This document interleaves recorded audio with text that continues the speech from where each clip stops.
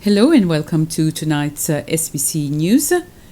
With news that the monkeypox virus is spreading to more countries, Seychelles has already activated its surveillance system. In an interview with the media this morning, the Public Health Commissioner, Dr. Jude Gédéon, confirmed that up till now, there have been no cases reported in Seychelles and has asked members of the public not to panic. Dr. Gédéon has made it clear that there is no restriction on travelling, neither on visitors from countries that have detected cases. This is even though the WHO has warned that there might be an increase in cases soon. Dr. Gédéon said that the primary focus is to get the country ready for any eventualities. Seychelles has its system in place of surveillance at the point of services, which includes health centers, both public and private, who are sending out alerts. We're also preparing internally in case we need to admit people who are diagnosed with the monkeypox. We're also establishing testing capacity. We have the equipment and the know-how on how to do the test. It's just that we need to bring in the primers for testing. But failing that, we also have reference lab at our disposal that we can send samples to for confirmation. We are activating all our pillars of surveillance and response to ensure that if we do get a case, we can contain it very quickly. We are not sending out any panic. We're just telling the public that we are doing whatever it takes to be prepared, just in case we have to respond to detection of cases. The National Assembly has sought clarity on the process of liberalising the service of public transportation that was announced by the Cabinet of Ministers last month. Transport Minister Anthony Dejac gave details of the changes that need to be undertaken leading up to the full implementation of the service. This includes the establishment of a new council which will be responsible for developing regulations for the new public-private undertaking.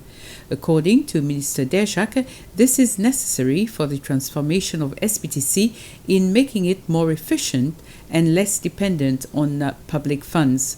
The MNA for Grand Anse-Mahé, Waven William, who initiated the question, made an appeal to the SPTC for it to revisit its decision in making redundant some of its employees, especially during the current crisis the economy is going through. The National Assembly was unanimous in voting in favour of the merit and general principles of the new fair trading law that the government is proposing. That was during its session this morning. Debate on the bill started yesterday afternoon after the minister responsible for trade, Nadir Hassan, said the aim is to reinforce consumer protection and business competition and create a tribunal to judge the various cases. The new law will amalgamate the Fair Trading, Fair Competition and Consumer Protection Acts. The Minister for Environment has re-emphasized the importance of that Seychelles attaches to the protection of its vast sea area. Minister Flavien Joubert was speaking at the 22nd Global Meeting of the Regional Seas Conventions and Action Plans being organized by UNEP. The three-day meeting is being held at the Eden Bleu Hotel. The Regional Seas Conventions and Action Plans provide intergovernmental frameworks to address the degradation of oceans and seas at regional level. In his speech to open the meeting, Minister Joubert said that more will be done to protect Seychelles' marine and coastal areas.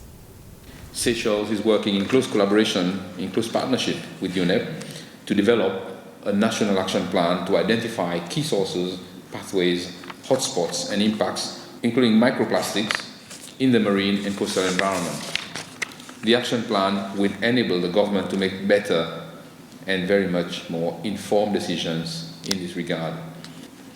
Seychelles has also benefited with funding from the Global Environment Facility through the Reach to Reef project to address issues related to the degradation of coastal habitats, which fits very well in the context of the ongoing UN Decade on Ecosystem Restoration.